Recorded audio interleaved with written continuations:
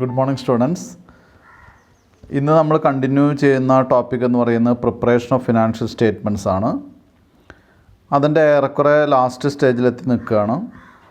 അതിൽ നമ്മൾ കഴിഞ്ഞ ക്ലാസ്സിൽ ഡിസ്കസ് ചെയ്തത് statement of changes in equity SOCE ആണ്. അതിലൊരു പ്രോബ്ലം മാത്രം എക്സ്പ്ലെയിൻ ചെയ്യാനുള്ള സമയമാണ് കിട്ടിയത്. പ്രോബ്ലം ചെയ്യാനുള്ള സമയം ഇല്ല, കുറവായിരുന്നു. പ്രോബ്ലം എക്സ്പ്ലെയിൻ ചെയ്യാനുള്ള സമയം ഇല്ലാത്ത കാരണം കൊണ്ടാണ് കഴിഞ്ഞ ക്ലാസ്സിൽ പ്രോബ്ലം പറഞ്ഞു നിർത്തിയത്. പ്രോബ്ലം ഇതാണ്. പ്രോബ്ലം നമ്പർ ഇല്ലസ്ട്രേഷൻ 13 ആണ്. Page number 222 page number 222 illustration 13 ആണ് നമ്മൾ കഴിഞ്ഞ ക്ലാസ്സിൽ പറഞ്ഞ് നിർത്തിയത്. അപ്പോൾ ഇവിടെ ഏതൊക്കെ കോളംസ്, ഇപ്പോൾ statement of changes in equity എന്ന് പറയുമ്പോൾ 7-8 കോളമുള്ള സ്റ്റേറ്റ്മെൻറ്റാണ് നമ്മൾ പഠിച്ചത്, അല്ലേ? 7-8 കോളമുള്ള സ്റ്റേറ്റ്മെൻറ്റാണ് ഒരു സ്പെസിമെൻ നമുക്ക് ടെക്സ്റ്റിലുണ്ട്. ആ 222 പേജിൽ ആ സ്പെസിമെൻ നമുക്ക് ടെക്സ്റ്റിൽ പറഞ്ഞിട്ടുണ്ട്.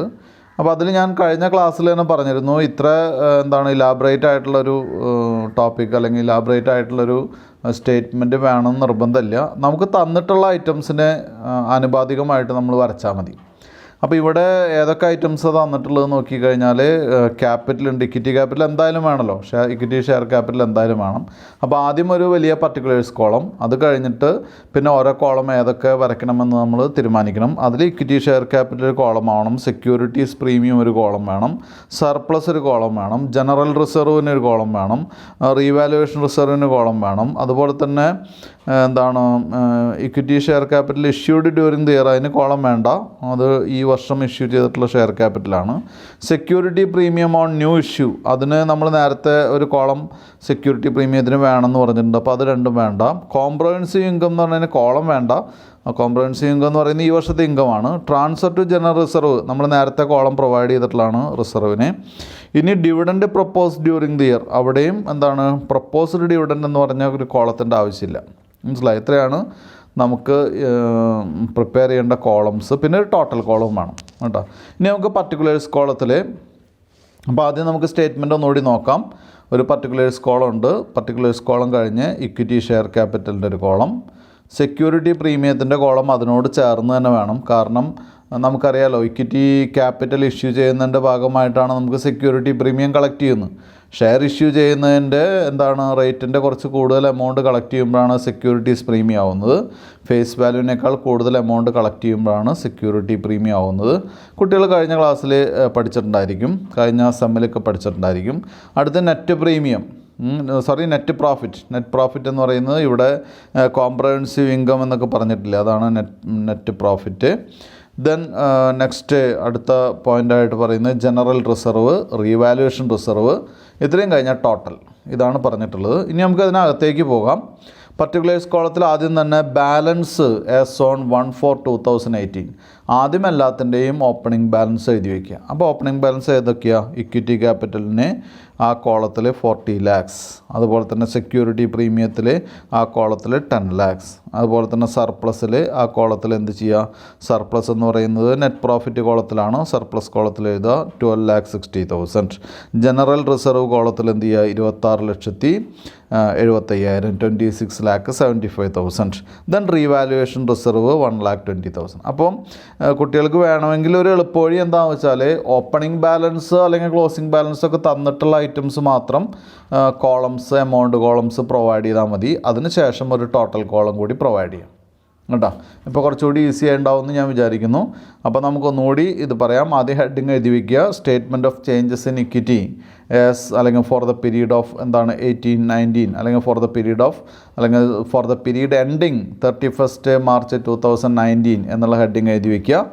താഴെ ഓപ്പണിംഗ് ബാലൻസ് അല്ലെങ്കിൽ ബാലൻസ് ഓൺ 1/4/2018 എന്ന് പറയുന്ന ഓപ്പണിംഗ് ബാലൻസ് ആണ്. ഓപ്പണിംഗ് ബാലൻസ് എല്ലാ കോളത്തിലും എഴുതി വയ്ക്കുക. എന്നിട്ട് ടോട്ടൽ കോളത്തിൽ ഈ എല്ലാ ബാലൻസും കൂടി കൂട്ടിയിട്ട് ടോട്ടൽ കോളത്തിൽ എഴുതുക. അപ്പോൾ ടോട്ടൽ കോളം വേണം, കുട്ടികളത് ശ്രദ്ധിക്കുക. ഇനി എന്ത് ചെയ്യുക? ഇനിയാണ് അടുത്ത ഹെഡിങ് ചേഞ്ചസ് ഇൻ ഇക്വിറ്റി. ഇനി വരുന്നത് ഇതിലുള്ള മാറ്റങ്ങളാണ്. അപ്പോൾ അതിന് ഹെഡിങ് കൊടുക്കുക, ചേഞ്ചസ് ഇൻ ഇക്വിറ്റി, രണ്ട് കോളം കൊടുക്കുക. എന്നിട്ട് താഴേക്ക് വരിക, ഇഷ്യൂ ഓഫ് ഷെയർസ് എന്ന് പറയുമ്പോൾ ഇഷ്യൂ ഓഫ് ഷെയറിൽ വരുന്നത് എത്രയാണ് ഇഷ്യൂ ഓഫ് ഷെയർ? ഈ വർഷം ഇഷ്യൂ ഓഫ് ഷെയർ എത്രയാണ്? 30 lakhs അല്ലേ? ഇഷ്യൂ ഓഫ് ഷെയർ 30 lakhsഉം അതിൻ്റെ ഭാഗമായിട്ട് കിട്ടുന്ന എന്താണ് പ്രീമിയം, സെക്യൂരിറ്റി പ്രീമിയം. അപ്പോൾ അത് നോക്കുക, കുട്ടികൾ നോക്കിയ equity share capital issued during the year 30 lakh. അപ്പോൾ issue of shares during the year എന്ന് പറഞ്ഞ് 30 ലക്ഷം ഏത് കോളത്തിൽ എഴുതുക? ഇക്വിറ്റി ഷെയർ ക്യാപിറ്റൽ 30 ലക്ഷം എഴുതുക.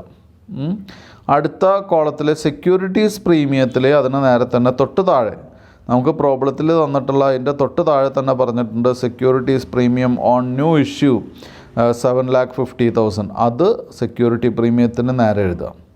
അത് രണ്ടും കഴിഞ്ഞാൽ ആ കേസ് കഴിഞ്ഞു. അതിലേക്ക് വരുന്ന ഇഷ്യൂ ഓഫ് ഷെയറിൽ വരുന്ന കാര്യം കഴിഞ്ഞു.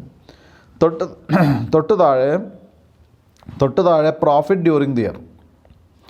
പ്രോഫിറ്റ് ഡ്യൂറിങ് ദി ഇയറിൽ നമുക്ക് അങ്ങനെ പെട്ടെന്ന് മനസ്സിലാക്കാൻ പറ്റുന്ന രീതിയിലുള്ള കോംപ്രഹെൻസീവ് ഇൻകം എന്നാണ് പറഞ്ഞിട്ടുള്ളത്. അപ്പോൾ അതാണ് profit during the year. Comprehensive income 2018-2019 എന്നാണ് പറഞ്ഞിട്ടുള്ളത്. അപ്പോൾ അത് നേരെ എഴുതുക. അപ്പോൾ ഇവിടെ ഇഷ്യൂ ഓഫ് ഷെയറിന് നേരെ എഴുതുന്ന രണ്ട് കാര്യങ്ങളാണ്. ഒന്ന് share capital, equity share capital 30 lakhsഉം സെക്യൂരിറ്റി പ്രീമിയത്തിൽ 7,50,000ഉം കഴിഞ്ഞാൽ പിന്നെ അടുത്ത കോളങ്ങളിലൊന്നും വേണ്ട. പിന്നെ ടോട്ടൽ എവിടെ എഴുതിയാൽ മതി? ടോട്ടൽ കോളത്തിൽ 37,50,000 ടോട്ടൽ കോളത്തിൽ എഴുതുക. തൊട്ട് താഴെ പ്രോഫിറ്റ് ഡ്യൂറിങ് ദി ഇയർ ആദ്യത്തെ രണ്ട് കോളത്തിലും വേണ്ട. ഏത് കോളത്തിൽ മാത്രം എഴുതുക? പ്രോഫിറ്റ് കോളത്തിൽ മാത്രം എഴുതുക. നെറ്റ് പ്രോഫിറ്റ് കോളത്തിൽ മാത്രം എഴുതുക. എത്രയാണ്? 26,56,000. അത് അതേപോലെ തന്നെ വേറെ എവിടെ എഴുതാതെ ടോട്ടൽ കോളത്തിലേക്ക് നേരെ കൊടുക്കുക. 26,56,000. അടുത്തത്, അപ്പോൾ നമ്മളിവിടെ ഇക്വിറ്റി ഷെയർ ക്യാപിറ്റൽ എഴുതി, ഓപ്പണിംഗ് ബാലൻസ് എല്ലാത്തിൻ്റെ എഴുതി, അതിനുശേഷം ഇക്വിറ്റി ഷെയർ ക്യാപിറ്റൽ എഴുതി, ദെൻ സെക്യൂരിറ്റീസ് പ്രീമിയം എഴുതി, കോംപ്രഹെൻസീവ് ഇൻകം എഴുതി. പിന്നെ ഉള്ളൊരു item transfer to general reserve ആണ്. ട്രാൻസ്ഫർ ടു ജനറൽ റിസർവ് എഴുതുക. അടുത്ത് ട്രാൻസ്ഫർ ടു ജനറൽ റിസർവ് എന്ന് പറഞ്ഞ് നമ്മൾ പർട്ടിക്കുലേഴ്സിൽ എഴുതുക. എവിടെ മാത്രമാണ് എഴുതണ്ടോ? റിസർവിൽ എഴുതുക. റിസർവിൽ എഴുതുന്നതിന് മുൻപായിട്ട് കുട്ടികൾ ശ്രദ്ധിക്കുക, ഈ ട്രാൻസ്ഫർ ടു ജനറൽ റിസർവ് എന്ന് പറയുന്ന ഈ 14,20,000 14,20,000 ട്രാൻസ്ഫർ ടു ജനറൽ റിസർവ് എന്ന് പറയുന്ന 14,20,000 നമ്മൾ ലെസ് ചെയ്യുന്നത് എവിടെ നിന്നാണ്? ലെസ് ചെയ്യുന്നത് അല്ലെങ്കിൽ മാറ്റി വയ്ക്കുന്നത്, സെറ്റ് അസൈഡ് ചെയ്യുന്നത് എവിടെ നിന്നാണ്? നെറ്റ് പ്രോഫിറ്റിൽ നിന്നാണ്. അപ്പോൾ ട്രാൻസ്ഫർ ടു റിസർവ് എന്ന് പറഞ്ഞ് നെറ്റ് പ്രോഫിറ്റിൽ നമ്മൾ എന്ത് ചെയ്യുക? ആ എമൗണ്ട് ബ്രാക്കറ്റിലിടുക. ബ്രാക്കറ്റിലിടാന്ന് പറയാൻ കാരണം ബ്രാക്കറ്റിലിട്ടാൽ അതിനർത്ഥം അവിടെ നിന്ന് കുറയ്ക്കുക എന്നാണ്, അല്ലേ? അപ്പോൾ ട്രാൻസ്ഫർ ടു റിസർവ് എന്ന് പറഞ്ഞാൽ റിസർവ് മാറ്റി വയ്ക്കുന്ന എവിടെ നിന്നാണ്? നെറ്റ് പ്രോഫിറ്റിൽ നിന്നാണ്. അപ്പോൾ നെറ്റ് പ്രോഫിറ്റിൻ്റെ കോളത്തിൽ ട്രാൻസ്ഫർ ടു റിസർവിന് നേരെ നെറ്റ് പ്രോഫിറ്റിൻ്റെ കോളത്തിൽ ബ്രാക്കറ്റിൽ 14,20,000 കൊടുക്കുക. ദെൻ അത് എവിടെ എഴുതുക? ജനറൽ റിസർവിൽ പോസിറ്റീവ് ഫിഗറായിട്ട് എഴുതുക. ടോട്ടലൊന്നും ചെയ്യേണ്ട എന്ന് പറയാൻ കാരണം പ്രോഫിറ്റിൽ നിന്ന് എടുത്തിട്ട് എവിടേക്ക് കൊടുത്തു? ജനറൽ റിസർവിലേക്ക് കൊടുത്തു. അതാണല്ലോ, പുതിയൊരു ഐറ്റം വരികയല്ല ചെയ്തത്. മനസ്സിലായല്ലോ? പ്രോഫിറ്റിൽ നിന്ന് എടുത്ത് നമ്മൾ ജനറൽ റിസർവിലേക്ക് മാറ്റി വെച്ചു. നെറ്റ് പ്രോഫിറ്റിൽ നിന്ന് എടുത്ത് നമ്മൾ GRലേക്ക് മാറ്റി. അപ്പോൾ അത് ഓൾ ടുഗദർ അല്ലെങ്കിൽ എന്താണ്, ഓൾ ഓവർ ബേസിൽ എന്ത് വരുന്നില്ല? ചേഞ്ച് വരുന്നില്ല. ടോട്ടൽ ബേസിൽ ചേഞ്ച് വരുന്നില്ല. ഒരു ഇൻറ്റേർണൽ അഡ്ജസ്റ്റ്മെൻറ്റ് മാത്രമാണ്. അതവിടെ എടുക്കുക. അടുത്ത ഐറ്റം ശ്രദ്ധിക്കുക കുട്ടികൾ. Dividend proposed during the year 7 lakh, അല്ലേ? ഡിവിഡൻറ്റിൻ്റെ പ്രശ്നം എന്ത് തന്നെയാണ്? ഡിവിഡൻറ്റ് നമ്മൾ പ്രോഫിറ്റിൽ നിന്ന് മാറ്റി വയ്ക്കുകയാണ്. പ്രോഫിറ്റിൽ നിന്ന് മാറ്റി വയ്ക്കുക മാത്രമല്ല, അത് എവിടെ നിന്നും കൂടി മാറ്റണം. ഡിവിഡൻറ്റ് പുറത്തേക്ക് പോകുന്നതാണ്, അല്ലേ? ഷെയർ ഹോൾഡേഴ്സിൻ്റെ കയ്യിലേക്ക് പോകുന്നതാണ്. അപ്പോൾ എന്ത് ചെയ്യുക? ഡിവിഡൻറ്റ് എന്ന് പറഞ്ഞാൽ അല്ലെങ്കിൽ ഡിവിഡൻറ്റ് പ്രപ്പോസ്ഡ് എന്ന് പറയുക, പർട്ടിക്കുലേഴ്സിൽ എഴുതുക. എന്നിട്ട് എവിടെ നിന്ന് കുറയ്ക്കുക? നെറ്റ് പ്രോഫിറ്റിൽ നിന്ന് കുറയ്ക്കുക. നെറ്റ് പ്രോഫിറ്റിൽ നിന്ന് കുറയ്ക്കുമ്പോൾ എന്ത് ചെയ്യുക? നെറ്റ് പ്രോഫിറ്റിൽ ഒരു ബ്രാക്കറ്റിലിടുക. എത്ര? 7 ലക്ഷം രൂപ, 7 lakhs അവിടെ ബ്രാക്കറ്റിലിടുക. ആ 7 lakhs ബ്രാക്കറ്റിൽ എവിടെ ഇടുക? ടോട്ടൽ കോളത്തിലിടുക. അവിടെ നിന്നും കുറയ്ക്കാനുള്ളതാണത്, അല്ലേ? മറ്റത് എന്ത് ചെയ്തു? നെറ്റ് പ്രോഫിറ്റിൽ നിന്ന് കുറഞ്ഞിട്ട് എവിടെ ആഡ് ചെയ്തു? ജനറൽ റിസർവിൽ ആഡ് ചെയ്തു. അപ്പോൾ ടോട്ടലിൽ ഒരു മാറ്റം സംഭവിക്കുന്നില്ല. ഇവിടെ അങ്ങനെയല്ല. ഇവിടെ നെറ്റ് പ്രോഫിറ്റിൽ നിന്ന് നമ്മൾ മാറ്റി വയ്ക്കുന്നു. നെറ്റ് പ്രോഫിറ്റിൽ നിന്ന് മാറ്റി വെച്ചത് അവിടേക്കാണ് പോവുക? അത് ഡിവിഡൻറ്റിലേക്കാണ് പോവുക. അപ്പോൾ അത് കാരണം കൊണ്ട് തന്നെ നെഗറ്റീവ് ഫിഗറാണ് രണ്ട് കോളത്തിലും വരിക. ടോട്ടൽ കോളത്തിലും വരും, നെറ്റ് പ്രോഫിറ്റിലും വരും. ഇനി ഒരു ഐറ്റം പറയാതെ തന്നെ നമ്മൾ ചെയ്യണം. എന്താണ്? ഡിവിഡൻറ്റ് എവിടെയുണ്ടോ അവിടെ എന്തുണ്ട്? CDT ഉണ്ട്, അല്ലേ? ഡിവിഡൻറ്റ് എവിടെയുണ്ടോ അവിടെയൊക്കെ ഡിവിഡൻറ്റ് ഡിസ്ട്രിബ്യൂഷൻ ടാക്സ് ഉണ്ട്. അല്ലെങ്കിൽ അതിനെ പറയുന്ന മറ്റൊരു പേരാണ് കോർപ്പറേറ്റ് ഡിവിഡൻറ്റ് ടാക്സ്, അല്ലേ? അപ്പോൾ CDT അല്ലെങ്കിൽ ഡിവിഡൻറ്റ് ഡിസ്ട്രിബ്യൂഷൻ ടാക്സ് നമ്മൾ കാണണം.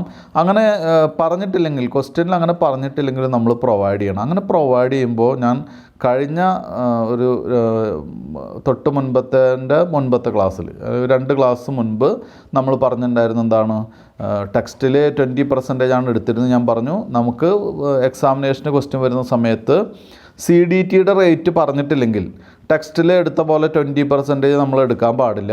നമ്മൾ എത്രയാണ് എടുക്കേണ്ടത്? 17.472% ആണ് അല്ലേ. നമ്മുടെ ടെക്സ്റ്റിൽ പറഞ്ഞിട്ടുണ്ട് ഏറെക്കുറെ നമുക്ക് വരുന്നൊരു ആവറേജ് ടാക്സ് റേറ്റ് എന്ന് പറയുന്നത് 17.472% ആണ്. അപ്പോൾ അത് എടുക്കുക. അത് എന്തിൻ്റെ മുകളിലാണ് കാൽക്കുലേറ്റ് ചെയ്യേണ്ടത്? നമ്മുടെ ഡിവിഡൻറ്റിൻ്റെ മുകളിൽ കാൽക്കുലേറ്റ് ചെയ്യുക അല്ലേ. അപ്പോൾ തൊട്ട് താഴെ എഴുതുക corporate dividend tax or CDT. CDT എവിടെ നിന്ന് കുറയ്ക്കുക? നെറ്റ് പ്രോഫിറ്റിൽ നിന്ന് കുറയ്ക്കുക. എത്രയാണ് CDT? 7 lakhൻ്റെ CDT എന്ന് പറയുന്നത് കുട്ടികളിൽ നിന്ന് കാൽക്കുലേറ്റ് ചെയ്ത് നോക്കണം.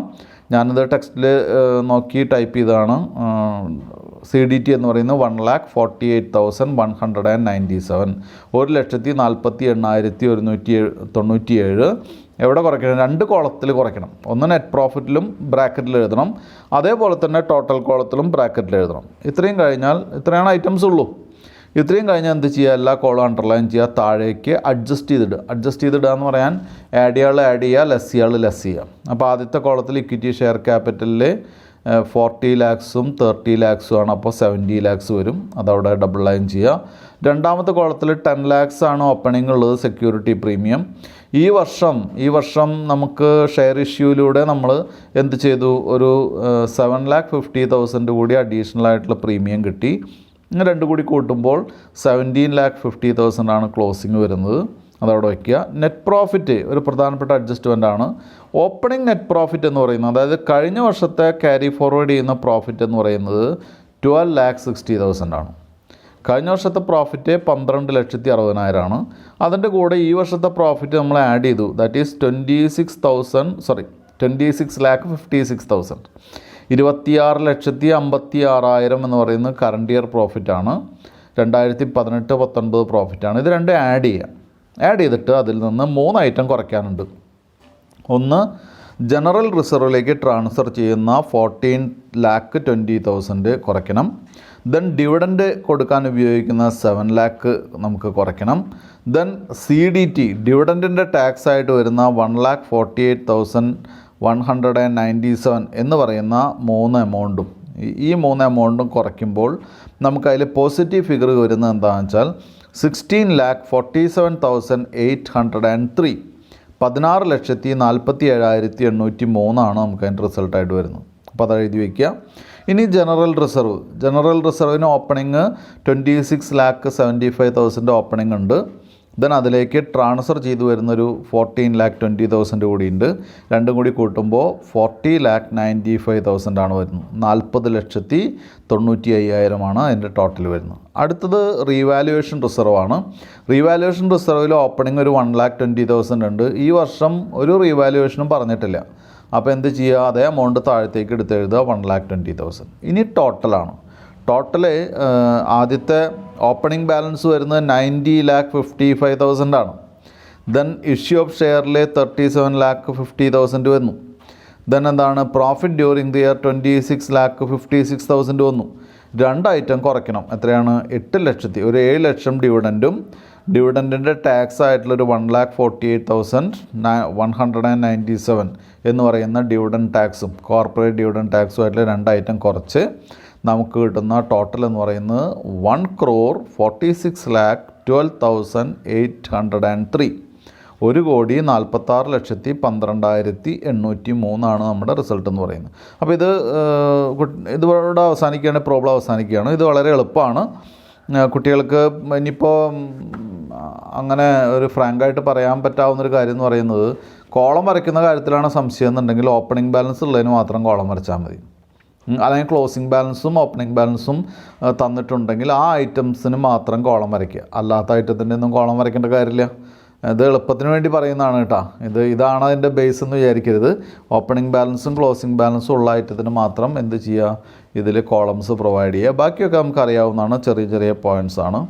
അപ്പോൾ ഈ ക്വസ്റ്റിനോട് തീരുകയാണ്. ഇനി നമ്മുടെ ഒരു കാര്യം എന്ന് പറയുന്നത്, ഇതിൽ നമ്മളൊരു ക്വസ്റ്റ്യനോ അല്ലെങ്കിൽ 2 ക്വസ്റ്റ്യനൊക്കെ നമ്മൾ എന്ത് ചെയ്യുക? ഫൈനൽ അക്കൗണ്ട് ആയിട്ടുള്ള ക്വസ്റ്റ്യൻസ് ചെയ്യുക. അതിനുശേഷം നമുക്ക് വളരെ പ്രധാനപ്പെട്ടൊരു ടോപ്പിക്കിലേക്ക് കൂടി കടക്കേണ്ടതുണ്ട്. അപ്പോൾ നമുക്ക് പെട്ടെന്ന് ഇപ്പോൾ ഈ statement of changes in equity add ചെയ്യുക എന്നുള്ളൊരു പ്രോസസ്സ് മാത്രമേ ഉള്ളൂ. ബാക്കിയൊക്കെ നമ്മൾ ചെയ്ത് കഴിഞ്ഞതാണ് അല്ലേ. ബാക്കി നമുക്ക് അഡ്ജസ്റ്റ്മെൻ്റ് ഉള്ളത് ചെയ്തു, അതുപോലെ തന്നെ എന്താണ് ഫൈനൽ അക്കൗണ്ട്, P&L അക്കൗണ്ടും ബാലൻസ് ഷീറ്റ് ഉള്ളത് ചെയ്തു.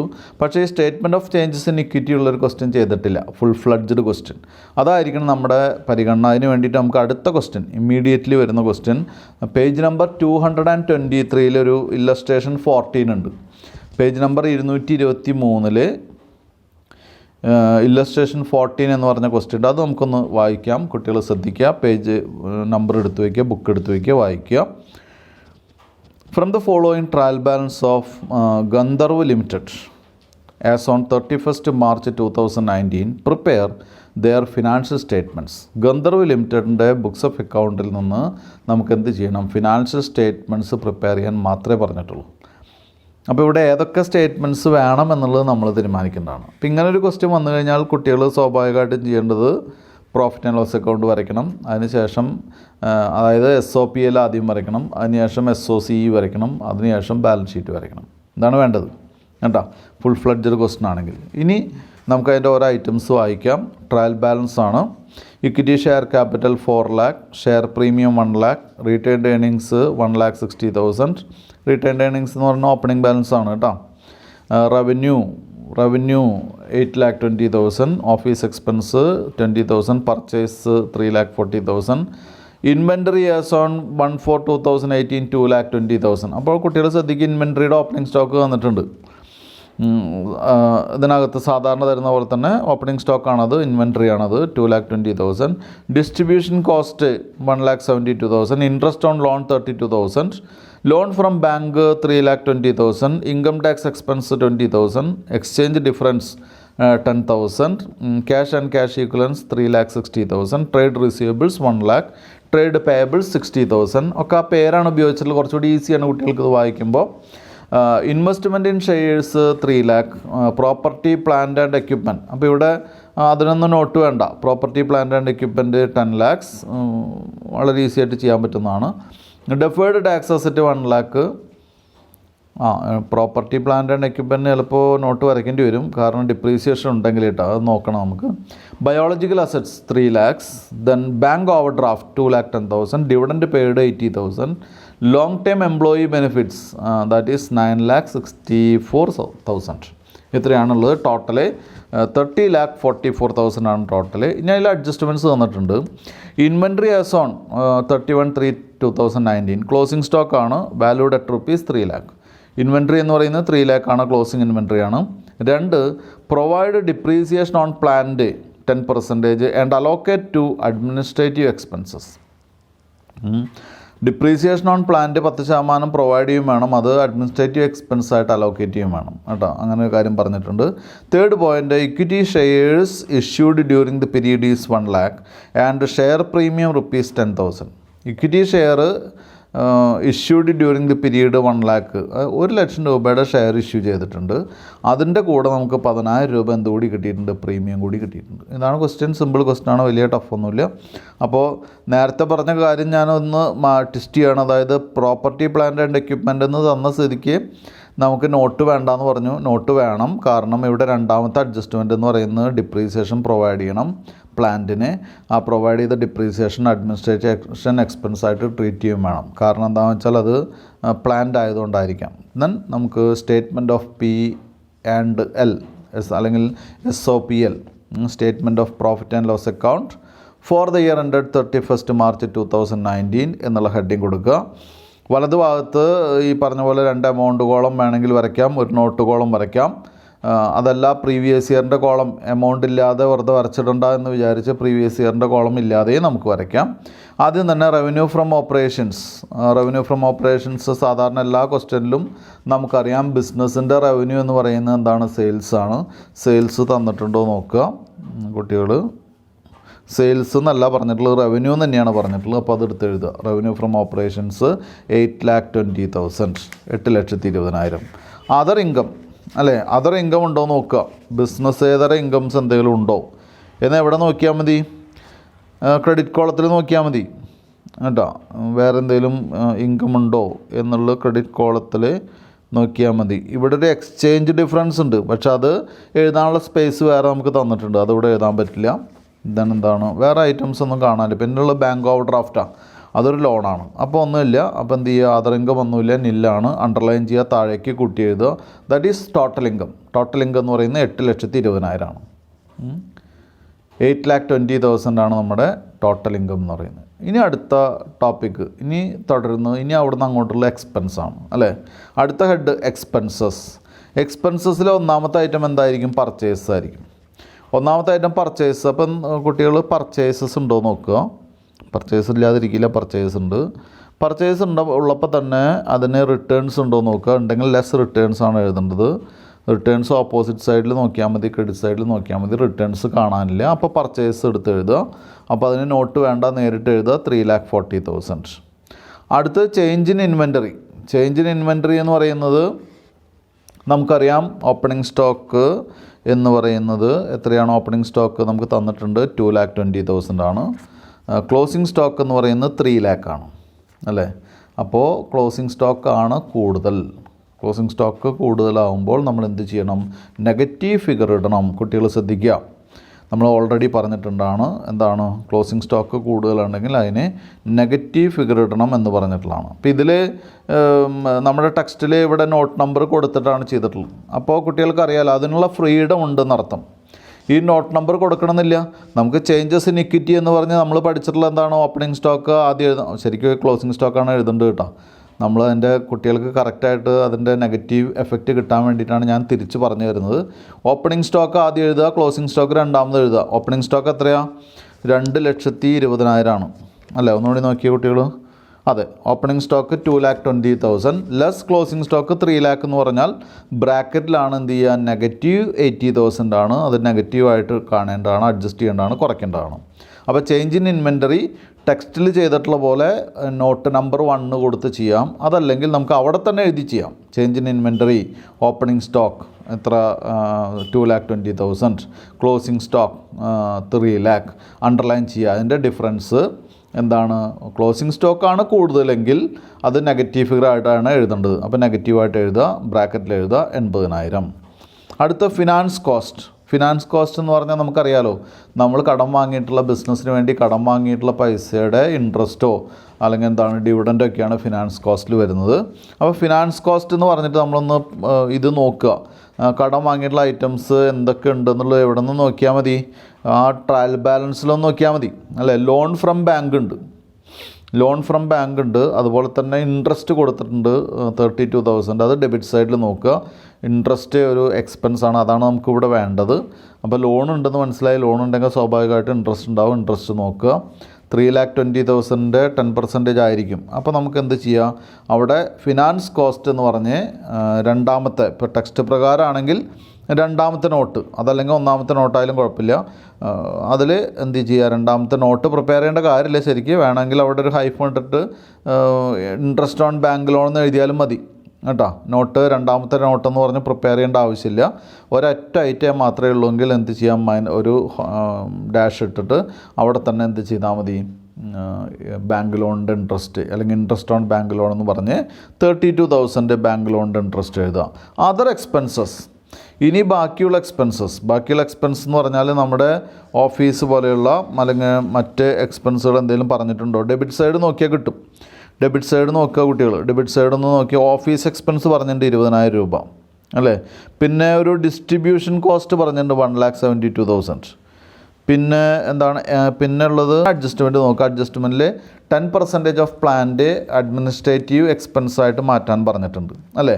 അപ്പോൾ കുട്ടികൾ ഓഫീസ് എക്സ്പെൻസ് അല്ലെങ്കിൽ എന്താണ് അതർ എക്സ്പെൻസ് എന്നുള്ള ഹെഡ് അവിടെ എഴുതി വയ്ക്കുക. എന്നിട്ട് നമ്മുടെ ടെക്സ്റ്റ് പ്രകാരം നോട്ട് നമ്പർ 3 കൊടുക്കുക. എന്നിട്ട് നോട്ടിലേക്ക് വരിക. അവിടെ വർക്കിംഗ് നോട്ടിൽ നോട്ട് നമ്പർ 3 അതർ എക്സ്പെൻസസ് എന്നുള്ള ഹെഡിങ് കൊടുക്കുക. താഴെ എഴുതുക office expenses 20,000, distribution cost 1,72,000. Then administration expenses ബ്രാക്കറ്റിൽ എഴുതുക ഡിപ്രീസിയേഷൻ ഓൺ എന്താണ് പ്ലാന്റ്. ഡിപ്രീസിയേഷൻ ഓൺ പ്ലാന്റ് എന്ന് പറഞ്ഞിട്ട് പ്ലാന്റിൻ്റെ എമൗണ്ട് നോക്കുക.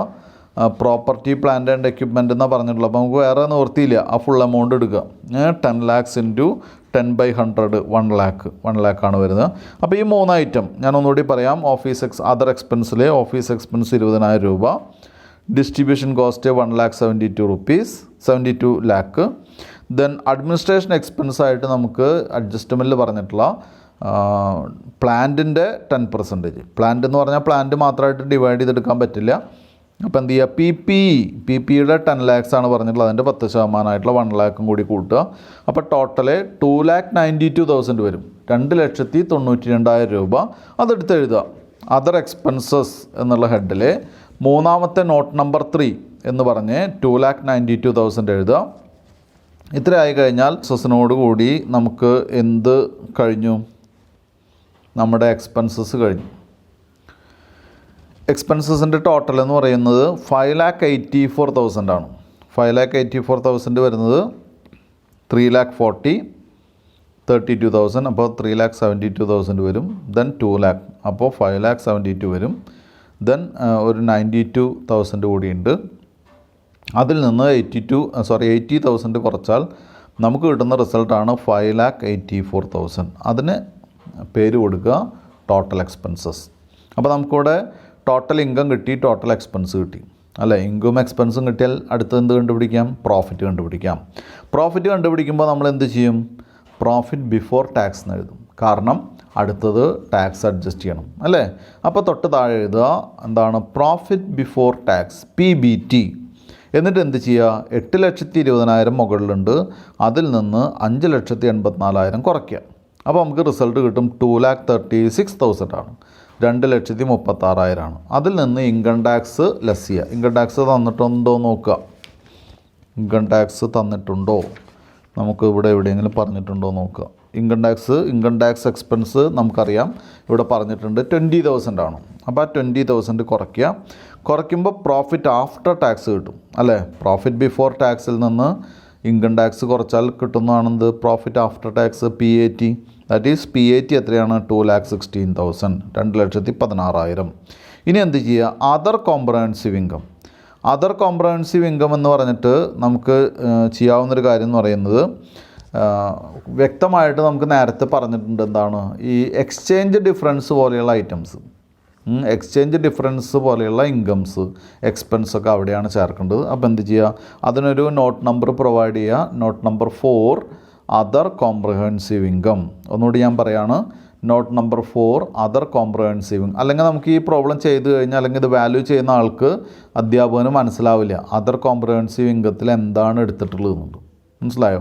അപ്പോൾ അതുകൊണ്ട് അതിനും കൂടി വേണ്ടിയിട്ടാണ് നമ്മൾ ഈ അക്കൗണ്ട് നോക്കുന്ന ഒരാൾക്ക് ഈ അക്കൗണ്ട് ആരാണോ വാല്യൂ ചെയ്യുന്നത്, അല്ലെങ്കിൽ ആരാണോ നോക്കുന്നത്, ആരാണോ ഇത് ഉപയോഗിക്കുന്നത്, ഇപ്പോൾ ഷെയർ ഹോൾഡേഴ്സ് ആയിരിക്കാം, അല്ലെങ്കിൽ മാനേജേഴ്സ് ആയിരിക്കാം, അല്ലെങ്കിൽ മറ്റ് കമ്പനിയുടെ ഒഫീഷ്യൽസ് ആയിരിക്കാം, അങ്ങനെയുള്ള ആളുകൾക്ക് കൂടി മനസ്സിലാവാൻ വേണ്ടിയിട്ടാണ് നമ്മൾ നോട്ട് പ്രിപ്പയർ ചെയ്യുന്നത്. Not number 4 other comprehensive income എന്ന് പറയുന്നത് എക്സ്ചേഞ്ച് ഡിഫറൻസ് ആണ്. എക്സ്ചേഞ്ച് ഡിഫറൻസ് ഇൻകമായിട്ടാണ് വന്നിട്ടുള്ളത്. നമുക്ക് എക്സ്ചേഞ്ച് ഡിഫറൻസ് 10,000 രൂപ എഴുതുക. അത് നമ്മൾ എന്ത് ചെയ്യുക, ആഡ് ചെയ്യാം. അപ്പോൾ 2,16,000 കൂടെ 10,000 ആഡ് ചെയ്യുമ്പോൾ നമുക്ക് 2,26,000 കിട്ടും. അതാണ് profit for the year. Profit for the year ആണ് ആ 2,26,000. ഇനി നമുക്കിവിടെ നമ്മുടെ share capital, equity share capital 4 lakh ആണ് തന്നിട്ടുള്ളത്. വേറെ നമ്പർ തന്നിട്ടില്ല. വേണമെങ്കിൽ നമുക്ക് എന്ത് ചെയ്യാം, EPS കാണേണ്ടതാണ് ഇവിടെ അല്ലേ. EPS കാണേണ്ടതാണ്. പക്ഷേ ഇവിടെ ഒരു പ്രോബ്ലം ഉള്ളത്, നമുക്ക് നമ്പർ ഓഫ് ഇക്വിറ്റി ഷെയർസ് തന്നിട്ടില്ല. അതുകൊണ്ട് തന്നെ EPS കാണാനുള്ള ഡീറ്റെയിൽസ് അവൈലബിൾ അല്ല. അതുകൊണ്ട് മാത്രം നമ്മൾ EPS കാണുന്നില്ല. അടുത്തത് നമ്മളിപ്പോൾ പഠിച്ചിട്ടുള്ള സ്റ്റേറ്റ്മെൻറ്റ് വരയ്ക്കുക. Statement of changes in equity four the year ended 31st March 2019. അതായത് ഈ വർഷത്തെ സ്റ്റേറ്റ്മെൻറ്റ് ഓഫ് ചേഞ്ചസ് ഇൻ ഇക്വിറ്റിയാണ്. അപ്പോൾ ഇവിടെ സ്റ്റേറ്റ്മെൻറ്റ് ഓഫ് ചേഞ്ചസ് ഇൻ ഇക്വിറ്റിയിൽ എന്തൊക്കെയാണ് പ്രിപ്പയർ ചെയ്യേണ്ടതെന്നുള്ളൊരു സ്വാഭാവികമായിട്ടുള്ളൊരു ക്വസ്റ്റ്യൻ വരും. അപ്പോൾ ഉറപ്പായിട്ടുള്ളൊരു ഐറ്റം ഉണ്ട്, എന്താണ്, ഷെയർ ക്യാപിറ്റൽ. പിന്നെ ഒരു ഐറ്റമാണ് ഷെയർ ക്യാപിറ്റലിനൊപ്പം തന്നെ വരുന്ന സെക്യൂരിറ്റി പ്രീമിയം അല്ലേ. പിന്നെ എന്തൊക്കെയാണ് നമുക്ക് വരയ്ക്കേണ്ടതെന്ന് നോക്കി കഴിഞ്ഞാൽ, നമുക്ക് ഓപ്പണിംഗ് ബാലൻസ് തന്നിട്ടുള്ളത് വരയ്ക്കാം. ഓപ്പണിംഗ് ബാലൻസ് തന്നിട്ടുള്ളത് ഏതിൽ പെടുന്ന ഐറ്റമായിരിക്കണം, ഷെയർ ഹോൾഡേഴ്സ് ഫണ്ടിൽ പെടുന്ന ഐറ്റമായിരിക്കണം. ഇപ്പോൾ ഓപ്പണിംഗ് ബാലൻസ് ഇൻവെൻറ്ററിയിൽ വന്നിട്ടുണ്ട്. അത് വിചാരിച്ച് ഇൻവെൻറ്ററി എടുക്കാൻ പറ്റുമോ, ഇല്ല. അപ്പോൾ ഷെയർ ഹോൾഡേഴ്സ് ഫണ്ടിൽ വരുന്ന ഐറ്റം, ഇപ്പോൾ റീറ്റെയിൻഡ് ഏണിങ്സ് ഓപ്പണിംഗ് ബാലൻസ് തന്നിട്ടുണ്ട്, അപ്പോൾ അതെടുക്കാം. അല്ലേ? അപ്പോൾ ഞാൻ ഒന്നുകൂടി പറയാം. ഷെയർ ക്യാപിറ്റലിൻ്റെ കോളം വരയ്ക്കാം, സെക്യൂരിറ്റി പ്രീമിയത്തിൻ്റെ കോളം വരയ്ക്കാം, റീറ്റെയിൻഡ് ഏണിങ്സിൻ്റെ കോളം വരയ്ക്കാം, പിന്നെ ടോട്ടലിൻ്റെ കോളം വരയ്ക്കാം. അപ്പോൾ 3 എമൗണ്ട് കോളും ഒരു ടോട്ടൽ കോളും വരച്ചാൽ എന്തായി? 3 ഐറ്റം കോളും ഒരു ടോട്ടൽ കോളും വരച്ചാൽ SOCE ആയി. ഇനി നമുക്ക് അത് വരയ്ക്കാം. വരയ്ക്കുന്ന സമയത്ത് ഒരു പർട്ടിക്കുലേഴ്സ് കോളം കഴിഞ്ഞിട്ട് ഷെയർ ക്യാപിറ്റൽ, അത് കഴിഞ്ഞ് ഷെയർ പ്രീമിയം, അത് കഴിഞ്ഞ് റീറ്റെയിൻഡ് ഏണിങ്സ്, കഴിഞ്ഞ് ടോട്ടൽ കോളം. ഇതിൽ ആദ്യം ഓപ്പണിംഗ് ബാലൻസ് എഴുതി വയ്ക്കുക. On 1/4/2018, balance on 1/4/2018. ഓരോ കോളത്തിലും ഓപ്പണിംഗ് ബാലൻസ് എഴുതി വയ്ക്കുക. അതായത് ഷെയർ ക്യാപിറ്റലിൽ ഓപ്പണിംഗ് ബാലൻസ് എഴുതി വയ്ക്കുക 3 lakh, ഷെയർ പ്രീമിയത്തിൽ ഓപ്പണിംഗ് ബാലൻസ് എഴുതി വയ്ക്കുക 90,000, റീറ്റെയിൻഡ് ഏണിങ്സിൽ ഓപ്പണിംഗ് ബാലൻസ് എഴുതി വയ്ക്കുക 1,60,000. എല്ലാം കൂടി കൂട്ടുമ്പോൾ 5,50,000 വരും.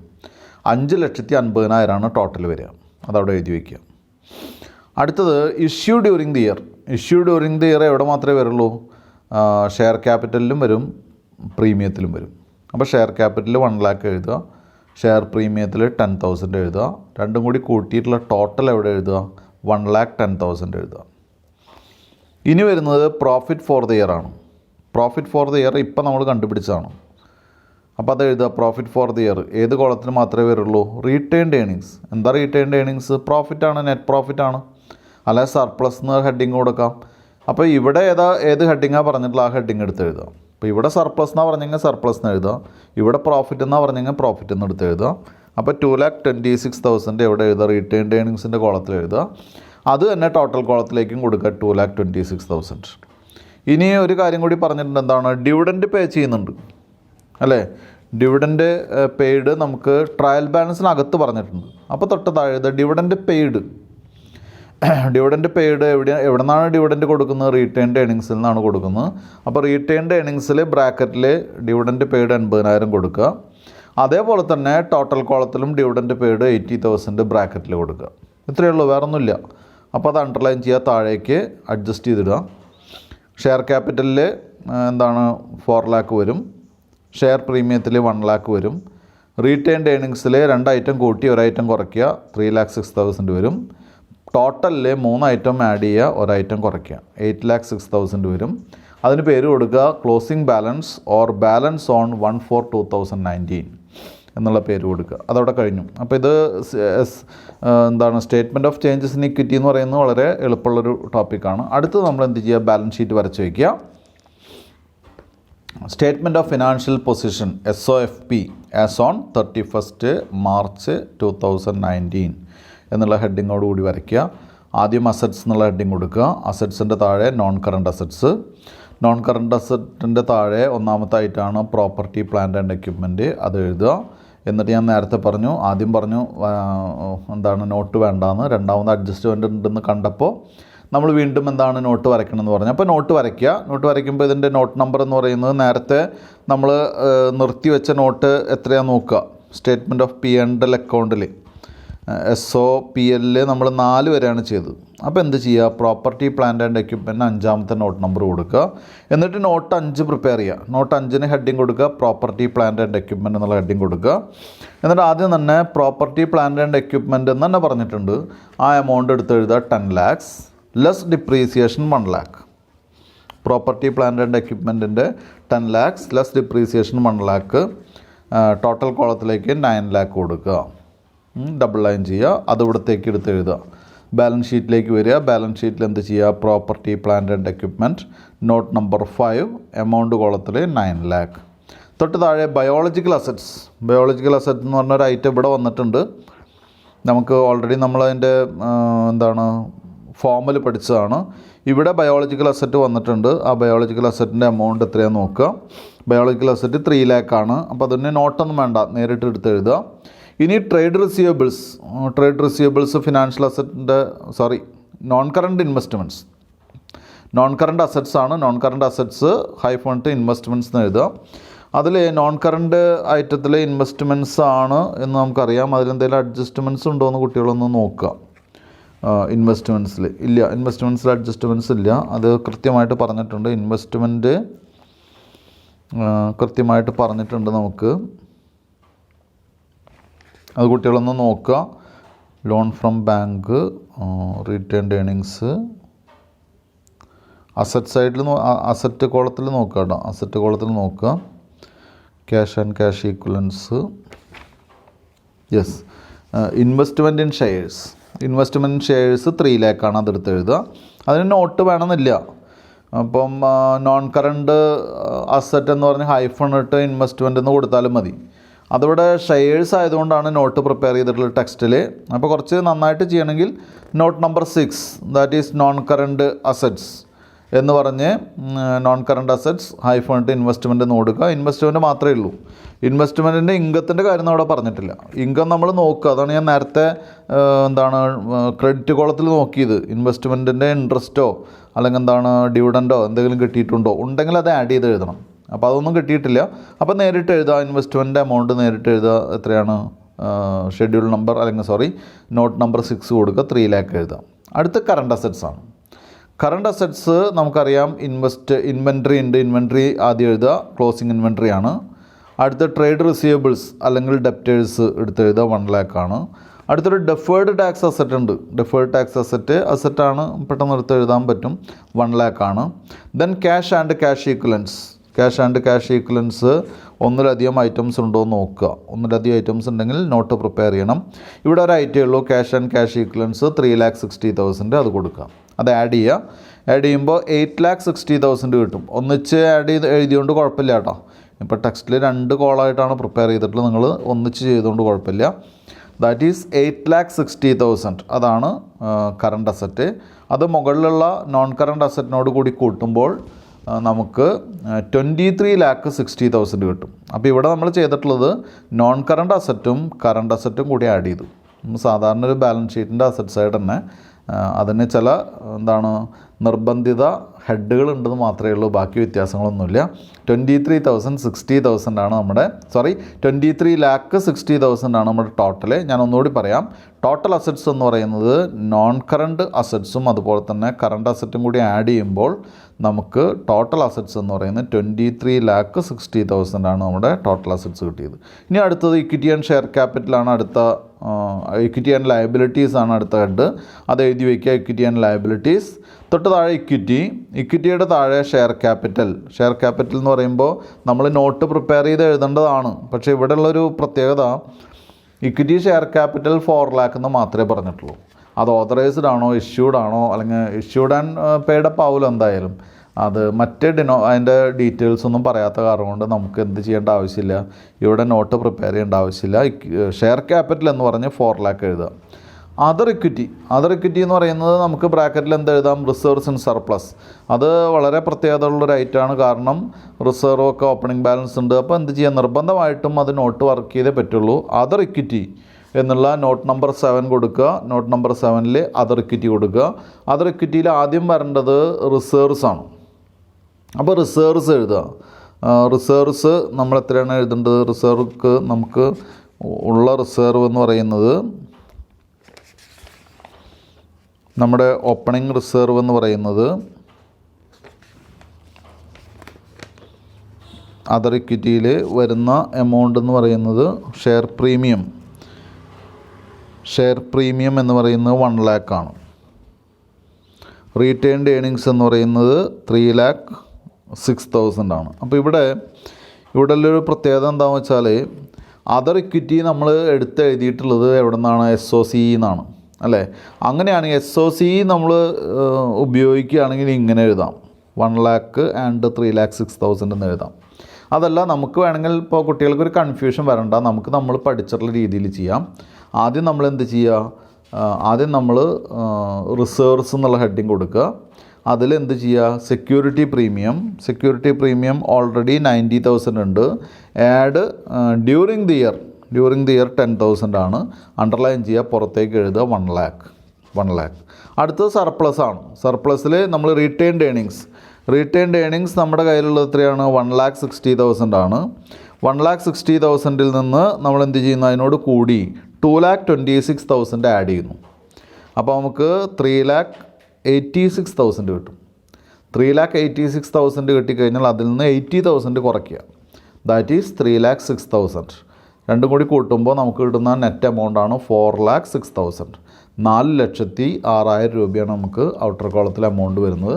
അത് ഇവിടത്തേക്ക് എടുത്ത് എഴുതുക 4,06,000. അപ്പോൾ കുട്ടികൾക്ക് ഞാൻ പറഞ്ഞത് മനസ്സിലായിട്ടുണ്ടാവും വിചാരിക്കുന്നു. ഇത് SOCE കൃത്യമായിട്ട് മനസ്സിലായ കുട്ടികൾക്ക് നേരിട്ട് ആ ഫിഗറുകൾ എടുത്ത് എഴുതിയാൽ മതി.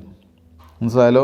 റിസർവ്സ് ആൻഡ് സർപ്ലസിൽ വരുന്ന നേരിട്ട് 1,00,000-ഉം 3,06,000-ഉം എടുത്ത് എഴുതിയാൽ മതി. കാരണം എന്താ, നമ്മൾ ഓൾറെഡി ഒരു SOCE എന്ന് പറഞ്ഞ സ്റ്റേറ്റ്മെൻറ്റ് വരച്ച് വെച്ചിട്ടുണ്ട്. ഇനി വീണ്ടും എന്ത് ചെയ്യേണ്ട കാര്യമില്ല, വർക്കിംഗ് നോട്ട് ഒരുപാട് പ്രോബ്ലംസ് വർക്ക് ചെയ്യേണ്ട കാര്യമില്ല. ഇനി അതല്ല, ഇപ്പം നേരത്തെ പഠിച്ച രീതിയിൽ തന്നെ പോകണം എന്നുള്ള കുട്ടികൾക്കാണെങ്കിൽ നമുക്ക് എന്ത് ചെയ്യാം, ഒന്ന് മാറ്റി എഴുതിയോണ്ട് കുഴപ്പമില്ല. എന്താണ് ആ ഹെഡ് കൊടുക്കാൻ, 7 not number 7 other equity reserves and surplus എന്ന് കൊടുക്കുക. ആദ്യം റിസർവ്സ് കൊടുക്കുക. റിസർവ്സിൽ എന്ത് ചെയ്യുക, security premium 90,000 add during the year receipt എന്ന് പറഞ്ഞ് 10,000 ആഡ് ചെയ്യുക. 1,00,000 വലതുവശത്തേക്ക് നീക്കി 1,00,000 എഴുതി വയ്ക്കുക. തൊട്ട് താഴെ surplus or retained earnings opening balance 1,60,000. ഇതെന്താണ്, current year profit or comprehensive profit that is 2,56,000. രണ്ടും കൂടി ആഡ് ചെയ്യുക. അപ്പോൾ 3,86,000 വരും. 3,86,000. ഇനി എന്ത് ചെയ്യുക, less dividend paid during the year എന്ന് പറഞ്ഞ് 80,000 കുറയ്ക്കുക. അപ്പോൾ അതിൻ്റെ നെറ്റ് എമൗണ്ട് 3,06,000 കിട്ടും. 3,06,000 കിട്ടും. അത് വലതുവശത്തേക്ക് നീക്കി വയ്ക്കുക. ദെൻ നേരത്തെ നീക്കി വെച്ചിട്ടുള്ള 1,00,000-നോട് കൂടി കൂട്ടുമ്പോൾ 4,06,000 ആണ് നമ്മുടെ എന്തായിട്ട് വരുന്നത്, നമ്മുടെ അതർ ഇക്വിറ്റി ആയിട്ട് വരുന്നത്. മനസ്സിലായല്ലോ? ഇനി നമ്മൾ നോൺ കറണ്ട് ലയബിലിറ്റീസ് ആണ്. നോൺ കറണ്ട് ലയബിലിറ്റീസ് എന്തൊക്കെയാണെന്ന് നോക്കാം. ലോങ് ടേം ആയിട്ടുള്ള ലയബിലിറ്റീസാണ് നോൺ കറണ്ട് ലയബിലിറ്റീസ് എന്ന് പറയുന്നത്. അപ്പോൾ അതിൽ ഒരു ലോൺ ഉണ്ട്, ലോൺ ഫ്രം ബാങ്ക്. അപ്പോൾ അത് ആദ്യം എടുത്ത് എഴുതുക. Loan from bank non current ലയബിലിറ്റീസിൽ എടുത്ത് എഴുതാൻ ലോൺ ഫ്രം ബാങ്ക് 3,20,000. പിന്നെ ഒരു കാര്യം പ്രത്യേകിച്ച് പറയുന്നുണ്ട് ഏറ്റവും അവസാനം, ലോങ് ടേം എംപ്ലോയി ബെനിഫിറ്റ്സ് അല്ലേ. ലോങ് ടൈം എംപ്ലോയി ബെനിഫിറ്റ് എന്ന് പറഞ്ഞാൽ എംപ്ലോയി ബെനിഫിറ്റിനുള്ള പ്ലാനുകളൊക്കെ നമുക്ക് ലയബിലിറ്റിയാണ്. അതിന് മാറ്റി വയ്ക്കുന്ന എമൗണ്ടൊക്കെ ലയബിലിറ്റിയാണ്. അത് ലോങ് ടൈം ആണെന്ന് പറഞ്ഞാൽ എന്താണ്, എബൌട്ട് 12 months ആണ്. അപ്പോൾ അതെടുത്ത് എഴുതാം. അത് ലോങ് ടൈമിലാണ്, നോൺ കറണ്ടിൽ വരുന്നതാണ്. Long time employee benefits that is 9,64,000, 9,64,000. ഇനി കറണ്ട് ലയബിലിറ്റീസ്. കറണ്ട് ലയബിലിറ്റീസ് എന്ന് പറഞ്ഞാൽ ആദ്യം ട്രേഡ് പേയബിൾസ് എന്ന് പറഞ്ഞാൽ എന്താണ്, നമ്മുടെ സൺട്രി ക്രെഡിറ്റേഴ്സ് ആണ് അല്ലേ. അത് ട്രേഡ് പേയബിൾസ് തന്നെയാണ് തന്നിട്ടുള്ളത്. അത് എടുത്ത് എഴുതുക. Trade payables 60,000. ഇനി ഒരു ബാങ്ക് ഓവർ ഡ്രാഫ്റ്റ് ഉണ്ട്. ബാങ്ക് ഓവർ ഡ്രാഫ്റ്റ് എപ്പോഴും നമ്മൾ പരിഗണിക്കുക എന്തായിട്ടാണ്, ബിലോ 12 months ആണ്. അതായത് കറണ്ട് ലയബിലിറ്റി ആയിട്ടാണ് എപ്പോഴും നമ്മൾ ബാങ്ക് ഓവർ ഡ്രാഫ്റ്റിനെ പരിഗണിക്കുക. ബാങ്ക് ലോൺ എന്ന് പറഞ്ഞാൽ മിക്കവാറും നമ്മൾ ലോങ് ടൈം ആയിട്ട് എടുക്കും. പക്ഷേ ബാങ്ക് ഓവർ ഡ്രാഫ്റ്റ് എന്ന് പറഞ്ഞാൽ ക്യാഷ് ക്രെഡിറ്റ് എന്നൊക്കെ പറഞ്ഞാൽ അത് ഷോർട്ട് ടൈം ആയിട്ടാണ് പരിഗണിക്കുക. അപ്പോൾ അതെടുത്തു. ബാങ്ക് ഓവർ ഡ്രാഫ്റ്റ് നമുക്ക് പറഞ്ഞിട്ടുണ്ട് 2,10,000 ആണ്. അതെല്ലാം കൂടി കൂട്ടിയപ്പോൾ നമുക്ക് 23,60,000 ആണ് ടോട്ടൽ വന്നത്. അപ്പോൾ ടോട്ടൽ അസറ്റ്സും അതുപോലെ തന്നെ ലയബിലിറ്റി സൈഡും ഈക്വലായി, രണ്ട് സൈഡും ഈക്വലായി, രണ്ടും 23,60,000 ആണ് ടോട്ടൽ അസറ്റ്സ്.